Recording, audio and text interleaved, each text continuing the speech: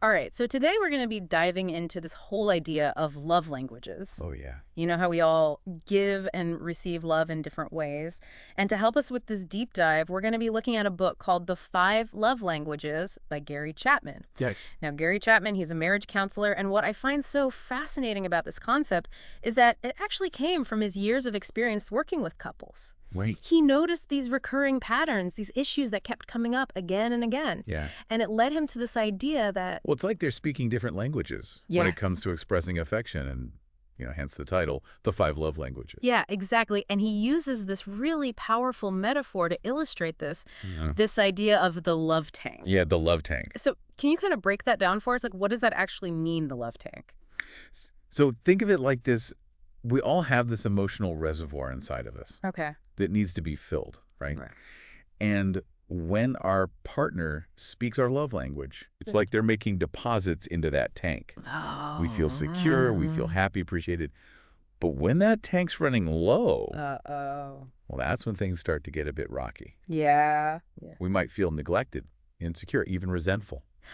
It's interesting because you'd think that being in love would automatically keep that tank topped up, right? Right. But Chapman actually kind of challenges that whole notion of being in love, doesn't he? He does, yeah. He says being in love is more like this temporary state of infatuation. Mm-hmm. It's that, butterflies in your stomach can't keep your hands off each other phase. Right.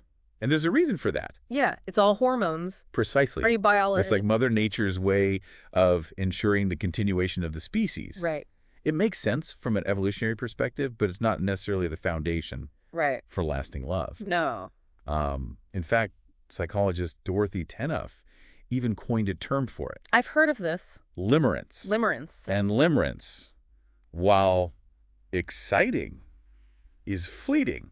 Okay, so if that intense in love feeling isn't really what sustains a relationship, Right. then what is? Well, Chapman argues that real love is about understanding Okay. and speaking your partner's unique love language. Right. It's a choice we make to nurture the relationship even when that initial spark fades. So let's get into these love languages. Okay. So the first one is words of affirmation. Yes. So tell me about that. So this is all about expressing affection through words, compliments, encouragement, words of appreciation. Right. It's about using your words to build your partner up. And there's a really great example in the book about a woman named Allison who loved to write, Yes. but she'd kind of given it up, but then her husband Keith's encouragement really rekindled that passion. Yeah, the perfect illustration of how powerful words can be right. Mm-hmm. It wasn't just about the writing itself. Right. It was about Keith seeing and acknowledging something important to Allison. Yeah. And his words gave her the confidence to pursue it again. It's amazing how even simple phrases like, I'm proud of you or I Yeah. appreciate you can be so impactful. Absolutely. And it doesn't have to be grand gestures. Yo. It's the sincerity and consistency that matters. So the next love language is quality time. Yes, I think in our busy world, this one can be a real challenge. it is. And Chapman is very specific about what he means by quality time. Okay. It's not just about being in the same room. No. It's about giving your partner your undivided attention. Right? He talks about seeing couples in restaurants more engrossed in their phones than each other. Oh, I've definitely seen that. Have you? Yeah. It's almost like they're together, but not really present. Right. And for someone whose primary love language is quality time, that can be incredibly hurtful. Yeah. It can feel like their partner isn't interested in them or what they have to say. He tells a great story about a couple, Bill and Betty Jo. Yes, he does. And Bill thought, working hard and providing for his family was enough. But Betty Jo really craved that quality time with him. More than anything. Yeah. And what's interesting about their story? It wasn't that Bill didn't love Betty Jo. Right. It was that he was expressing love in a way that wasn't meaningful to her. He was speaking a different language, so to speak. Right. Once he understood that he made a conscious effort to prioritize spending quality time with her, Okay. and their relationship blossomed because of it. It just shows you how important it is to really understand what makes your partner feel loved Yes. and not just assume that your way is the right way. Absolutely. And it brings up the question, are you spending time with your partner? Ooh. Or are you just spending time in the presence of your partner? That's good. There's a big difference. So the next love language is receiving gifts. Yes. And I think there's sometimes a misconception that this one's all about material things. It's not, is it? Not at all. Yeah. It's about the thought behind the gifts, the message it conveys. Oh. Even something small, like picking up your partner's favorite coffee on your way home, can speak volumes. I love the story he tells about his friend giving him just a simple crooked stick from the beach. Yeah. Like, it wasn't about the stick itself. It was about that gesture, and it represented their shared experience and connection. And that's what's important for someone whose love language is receiving gifts. Yeah. It's not about the monetary value. Right. It's about feeling seen, remembered, cherished. And he tells a great story about Jim and Janice, where Jim thought gifts were just a waste of money. Right. But Janice really valued them. Yeah, and it was causing real friction in their relationship. Yeah. Janice felt unappreciated, like Jim didn't care enough to put in the effort. But then Jim started making an effort to give her small, thoughtful gifts. Yeah. A flower, a card, things like that. Yeah, and it made a world of difference. Because those little gifts were speaking her love language. Exactly. They were saying, I'm thinking of you. You're important to me. It's a great example of how even small gestures can have a huge impact when you're speaking your partner's love language. Absolutely. Okay, let's move on to acts of service. Okay. What exactly does that mean? So this one's all about expressing love through actions rather than words. Okay.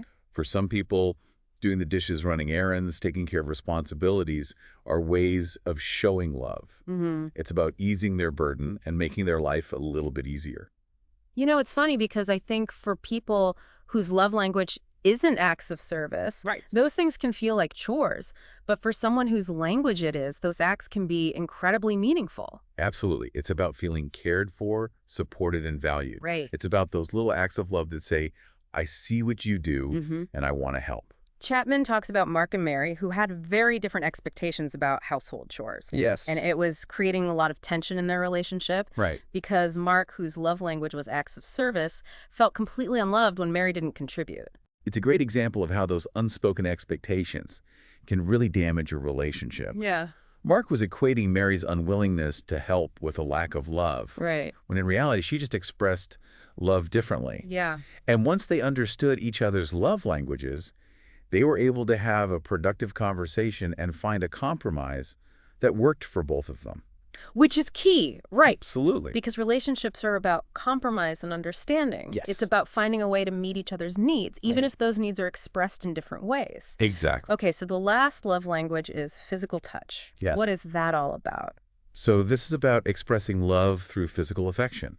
Hugs, kisses, Right. holding hands, cuddling. Yeah. And it's important to note that this goes beyond just sexual intimacy. Chapman tells this funny story about mistaking his daughter for a monster in the dark. Yeah. And it just shows you how touch can be so instinctive and comforting, Right. even in kind of unexpected situations. Exactly. And for someone whose love language is physical touch, those little gestures of affection can be incredibly reassuring and make them feel safe and loved. He also talks about a couple, Pete and Patsy, Yes. where Patsy wasn't very physically affectionate, Right. and it was really affecting Pete, who deeply valued touch. Yes. He started to withdraw emotionally because he felt unloved and unimportant. It highlights how important it is to understand that not everyone experiences love in the same way. Right. What might seem like a small thing to one person can be incredibly significant to another. So we've got these 5 love languages: Right. words of affirmation, Mm-hmm. quality time receiving gifts, acts of service, and physical touch. That's right. And you're saying that learning to speak your partner's language is really the key to a lasting, loving relationship, It's not the only factor, of course, but it's a huge piece of the puzzle. right? When you understand how your partner feels loved and appreciated, you can express your affection in a way that truly resonates with them. Which makes me wonder, how do you figure out what your own love language is if you're not sure? That's a great question. Yeah. And we'll explore that further in the next part of our deep dive. Okay, sounds good. So you're probably wondering how to figure out what your own love language is. Yeah, I know. I'm like thinking back on past relationships and, Right. what meant the most to me. It can be a little tricky, Yeah. but Chapman has a few suggestions. Okay. One is to think about what hurts you the most in a relationship, like those moments when you really feel unloved or unappreciated. Oh, so like when your partner forgets your birthday? Yeah. Or when they don't help out when you're swamped with work or something like that? Exactly. Those moments can be really revealing. Okay. Let's say you're crushed when your partner's constantly canceling plans Mhm. or seems distracted when you're together. Right. that might suggest that quality time is pretty high on your list. Interesting. Yeah, it's like those unmet needs kind of become magnified, right? The things that hurt the most often point to our deepest longings. Okay. Makes sense. Yes. Another approach is to pay attention to what you frequently request from your partner. Okay. Those things you might even nag about. Oh, so like when I keep asking my partner to hang up their coat instead of throwing it on a chair, Right. maybe that's more than just a neat freak thing. Maybe it could be a sign that acts of service is important to you. Mm-hmm. It's not really about the coat. Right. It's about feeling cared for through those little actions. This is making me rethink a lot of past arguments. I know, me too. It's like we're speaking different languages without even realizing it. And of course, there's also the direct approach. Okay. Chapman suggests a game called Tank Check, Tank check. where you simply ask your partner on a scale of 0 to 10, how's your love tank tonight? Oh, I love that. Yeah, it's so simple. It's so straightforward. But it opens up this space for honest communication. Yeah. And then the key is to follow up with, what can I do to help fill it? Right. It's not about reading minds. Yeah. It's about creating this dialogue where you can express your needs and meet each other's needs in a loving way. It's like you're actively choosing to speak each other's language. Exactly. Yeah. Because even after we've identified our love languages, life gets in the way. We get busy Yeah. and we forget to speak our partner's language consistently. It's so easy to fall back into those old patterns, It is. even when we have the best intentions. It is. But Chapman emphasizes this crucial point. Okay. Love is a choice. Hmm. It's not just this feeling that comes and goes. Right. It's a decision we make every day to show up for our partner and nurture the relationship. He tells a really powerful story about Brent and Becky, Yeah. this couple on the verge of divorce. Yes. And Becky felt completely unloved while Brent thought their love had just simply faded away. Right. And what's interesting is that they both had valid feelings. Yeah. Their love languages had been neglected for so long that they'd become emotionally disconnected. So Brent's primary language was physical touch, No? and Becky's was quality time. Yeah. And they were both starving each other's love tanks without even realizing it. Exactly. And the beautiful thing is that even though they were at this breaking point, Yeah. they decided to give their marriage another chance. That's great. Yeah, they committed to learning and speaking each other's languages. So what did that look like? Well, Brent started making time for those meaningful conversations Becky craved. Mm-hmm. And Becky made an effort to be more physically affectionate. Okay. It wasn't like a magical overnight transformation. Right. It was a conscious effort to choose love, Mm. even when it was hard. And their story shows that it's possible to rekindle that connection, even when it seems like that spark is gone. It highlights how powerful this concept of love languages can be, not just for romantic relationships, but I'm thinking about parent-child relationships. Absolutely. Mm-hmm. Chapman actually argues that it applies to children just as much as adults, Okay. though it might take a bit more observation to figure out, what their primary language is. Because kids can't always articulate what they need. Right, exactly. Yeah. But their behavior often speaks volumes.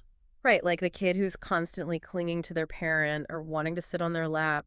Yeah. Maybe they're speaking the language of physical touch. They might be. Or the child who throws a tantrum every time you leave the room. Right. Maybe they're craving quality time and feeling abandoned when you're not there. And also, I've noticed with my kids too that they express love in the way they want to receive it. Yeah. So if your kid's always showering you with gifts or drawings, Right. chances are receiving gifts is their love language. That's a good indicator. Or if they're eager to help you with chores, Yeah. maybe they're speaking acts of service without even realizing it. It's all about paying attention to those little cues Yes. and responding in a way that makes your child feel loved and understood. Exactly, because even when we think we're showing love, Right. it might not be landing in a way that our child understands if we're not speaking their language. And Chapman believes that a lot of behavioral problems in children stem from empty love tanks. It's not that they're being intentionally difficult. Right. It's that they're trying to communicate a need that's not being met. Exactly. Which makes me think about teenagers. Oh, yeah. That's a notoriously tough stage. It is. But maybe understanding love languages could help kind of bridge that gap a little bit. Absolutely. Imagine having a conversation with your teenager Mm-hmm. and saying, hey, I've been learning about these different ways people feel loved. Mm-hmm. And I realize I might not have always spoken your language, Right. but I want you to know I love you deeply, and I want to make sure you feel it. That's such a powerful message. It is. It shows that you're trying understand them and meet them where they are. It's about acknowledging that everyone has these unique needs Yeah. and ways of feeling loved. Mm. And it's our responsibility as parents, as partners, as friends to make an effort to speak those languages. So we've talked about love languages in romantic relationships with children, but Chapman doesn't stop there. He also talks about how understanding these languages can impact our overall sense of well-being. Yeah, he believes that when our need for love is met, Mm-hmm. it frees us to live more fulfilling lives. Yeah. It gives us this sense of security and significance Right. that allows us to pursue our passions and connect with others in a meaningful way. It's like love is the foundation upon which we build our lives. He tells this great story about Jean and Norm, Okay. a couple who'd been married for 35 years. Wow. They had a comfortable life, no major conflicts, Okay. but Jean felt deeply unloved. Wow. And Norm was completely baffled. He Yeah. thought he was doing everything right, providing for their needs, being a good husband. Mm-hmm. But he just didn't understand why Jean was so unhappy. And what did they discover? Well, they discovered through counseling that they were speaking completely different love languages. Okay. Jean's primary language was quality time. Okay. She craved those deep conversations and shared experiences with Norm. While Norm's language was acts of service, Okay. he showed love by doing things for Jean, fixing things around the house, taking care of practical matters. Right. He thought he was expressing love, Mm-hmm. but it wasn't registering with Jean on an emotional level. Their love tanks were both running on empty, but for very different reasons. Exactly. It just goes to show you how, even in long-term relationships, we can make assumptions about how our partner feels loved without really understanding their needs. And the amazing thing is that even after 35 years, Jean and Norm were willing to learn and adapt. That's great. Yeah, Norm started making time each night to just sit and talk with Jean. Okay. And Jean started expressing her appreciation for the things Norm did around the house. Right. They made a conscious effort to speak each other's language. Yeah. And it reignited their connection. Mm. Their story is a powerful reminder that it's never too late to learn and grow in love. It really is. It's about recognizing that love is a lifelong journey, not a destination. And it's a journey best taken when we understand the languages of the heart. You know, it's fascinating how we can be in a relationship for years, even decades, and still misunderstand each other's needs. Right. I think we often assume that if there's no conflict, like, everything must be okay. Yeah, that's a common misconception. Yeah. Sometimes the absence of conflict can actually mask deeper issues. Oh, interesting. It might mean that one or both partners have just given up on trying to communicate their needs. So they've resigned themselves to living with that empty love tank. Exactly. And that can be incredibly damaging in the long run. Yeah. Chapman actually argues that sometimes healthy conflict can be a sign of a strong relationship Really? How so? because it means that both partners are still engaged. Oh, They're right. still willing to voice their needs and work towards a resolution. Right. It shows they haven't given up on the relationship. So it's like they're still invested in speaking each other's language, even if it gets a little messy sometimes. Precisely. And Chapman has some pretty radical ideas about how to apply this concept of love languages even in the most challenging situations. Okay, I'm intrigued. Tell me more. So he tells this incredible story about Anne, a woman who was filled with hatred for her husband, Glenn. Wow, that's intense. What happened? Glenn had been emotionally and verbally abusive. Oh, wow. He'd really damaged Anne's sense of self-worth, and she was understandably filled with resentment. Right. She couldn't imagine ever feeling love for him again. It's hard to fathom how you could even move past that kind of hurt. It is, and in many cases it might not be possible or even advisable. Right. But Chapman, with Anne's consent, decided to try something pretty radical. Okay, what did he do? He challenged Anne to focus on speaking Glenn's love language, Okay. even though she felt nothing but hatred towards him at that moment. So he wanted her to show love to someone who had been abusing her. It sounds crazy, right? Yeah. But Chapman's idea was rooted in this belief that love is a choice, not just a feeling. So even though Anne was feeling hatred, he was asking her to act in a loving way.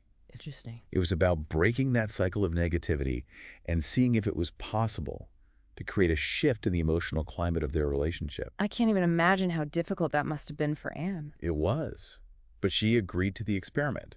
And for 6 months, she committed to speaking Glenn's primary love language, which was acts of service. So what did that look like? She started doing things for him, even though it felt incredibly difficult. Yeah. She cooked his favorite meals, kept the house clean, took care of his laundry, all without expecting anything in return. And did it work? It's amazing. But after a couple of months, something started to shift. Really? Glenn began to acknowledge Anne's efforts. Huh. He started to treat her with more respect. The negativity and abuse lessened. That's incredible. So even though she was acting from this place of choice rather than feeling it actually had an impact on him. It's like those consistent acts of love, even though they weren't initially reciprocated, started to chip away at the wall that had been built between them. It makes you wonder what was going on with Glenn. Why was acts of service so important to him? It's hard to say for sure without knowing more about his background, Right. but it's possible that he'd never truly felt loved or cared for in that way before. So Anne's actions were speaking a language he desperately needed to hear. It's possible. And as his love tank started to fill, he became more receptive to Anne's needs as well. Okay.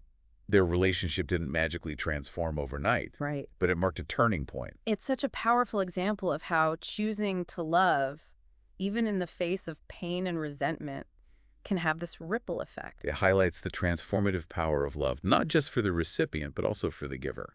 It challenges us to think about love in a completely different way. It's not just about those warm, fuzzy feelings. Right. It's about making that conscious choice to act in a loving way, even when it's hard. And I think that's the essence of what Chapman is trying to convey in the 5 love languages. Yeah. It's not about grand gestures or unrealistic expectations. Right. It's about those small, everyday choices we make to show love in a way that truly resonates with our loved ones. It's about understanding that we all have different ways of experiencing love, and it's our responsibility to learn and speak those languages if you want to build, strong, lasting relationships. And it's a lifelong journey of discovery and growth. Yeah. We're all constantly evolving. Our needs change over time. Right. The key is to stay curious, to keep communicating, and to never stop choosing love. It's such a powerful and inspiring message. So as we wrap up our deep dive into the 5 love languages, I want to leave you with this question. How can you apply these insights to your own relationships? Not just romantic ones, but all the meaningful connections in your life. How can you make a conscious effort to speak the love languages of your loved ones, filling their tanks and nurturing those bonds that bring so much joy and richness to our lives? It's a journey worth taking, and I encourage you to pick up Gary Chapman's book to explore these ideas further. And remember, love is a verb. Mm. It's a choice we make every single day. Choose wisely and choose often. That's a great place to end our deep dive. Until next time, keep exploring, keep learning, and keep choosing love.